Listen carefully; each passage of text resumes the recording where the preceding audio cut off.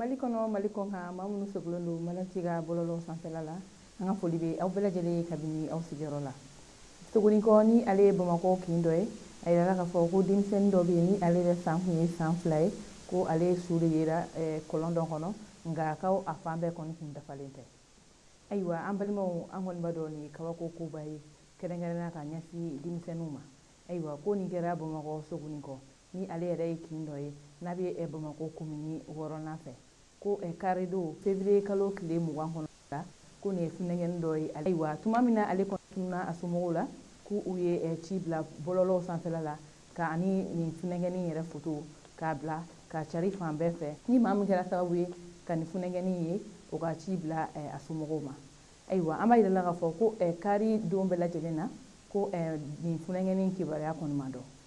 Min yɛrɛ ye n'an b'a dɔn ni den tununa bɛɛ b'i ta kɔni fɔ. Ayiwa o kun na maa dɔw kɔni hakiliw yɛrɛ sɔn ko ka taa lajɛ du dɔ b'u kɛrɛfɛ ko kɔlɔn bɛ yen ko u ka taa bɔ yen n'a sɔrɔ nin funɛgɛni ma taa yen nɔ. Ayiwa an kɔni min fɔra an ye nin koɲɛ in na ko sɛgɛsɛgɛli caman kɔni kɛra o la. U taara maaw yɛrɛ nɔfɛ maa minnu ka baara ye ka jigin kɔlɔn kɔnɔ ye u taara olu nɔfɛ walasa u bɛ se ka nin funɛgɛni ye nka min ye tɛnɛndon ye février kalo tile 21 kɔnɔna la ko nin denmisɛnnin su kɔni yera. Ayiwa a kabakoma yɔrɔ yɛrɛ kɛra yɔrɔ min den su yera kɔlɔn kɔnɔ wa a fan bɛɛ fana kun dafalen tɛ.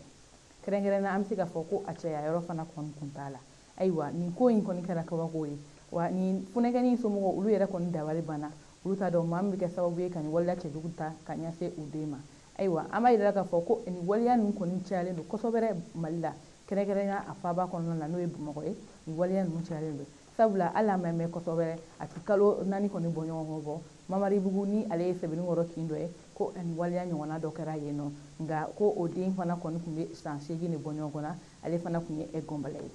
Ayiwa ko nin waleya n'a ɲɔgɔn caman o bɛ ka kɛ Mali fan 14 bɛɛ lajɛlen na mun de kɛra olu sababuya ye anw ni an si ma se ka o kɔni dɔn nka o de hukumu na u kɔni ye welewele bila min ye an ka ɲɛmɔgɔw ma u ka fɛɛrɛ bɛɛ lajɛlen kɛ walasa nin waleya in bɛ se ka dabila sabula n'an y'a ta k'a lajɛ bi nin wagati in na tile 2 o tile 2 funɛgɛni dɔ bɛ yen nɔ a bɛ fɔ ko o tununa i b'o o foto de ye bɔlɔlɔ sanfɛla la ka yira k'a fɔ ko a tununa. Ayiwa min yɛrɛ ye denmansaw ye ko bɛɛ lajɛlen k'i janto i denw na ko hali ni a kɛra seconde 5 kɔni bɔ ɲɔgɔn kɔ ye i ka wuli k'i den yɔrɔ ɲini ni i famar'a ma walasa nin waleya ninnu bɛ se ka dabila an ka jamana kɔnɔ wa min ye an ka autoritéw u ka wuli yɛrɛ de ka fɛn bɛɛ lajɛlen kɛ maa jugu minnu nɔ bɛ nin waleya in na u bɛ se ka minɛ wa lakana bɛ se ka segin ka na Mali la cogoya min na. Ayiwa an balimaw ni ne kɔni kunnafoni tun b'an bolo bi k'a fɔ aw ye aw ni ne aw k'an bɛn don n'a nata.